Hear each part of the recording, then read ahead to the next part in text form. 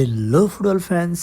आज हुन गइरहेको नेपाल भर्सेस चाइनिज ताइपेको गेम हेर्न तपाईँहरू सबैजना आतुर हुनुहुन्छ होला।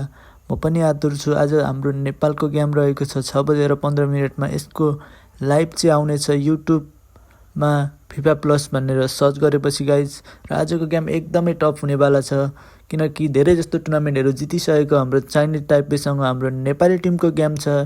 र आशा छ नेपाली टिमले यो गेम नजिते पनि ड्रसम्म खेल्यो भने पनि सबै नेपाली समर्थकहरू धेरै खुसी हुन्छन् भन्ने मैले आशा गरेको छु। र best wishes for Nepali football team.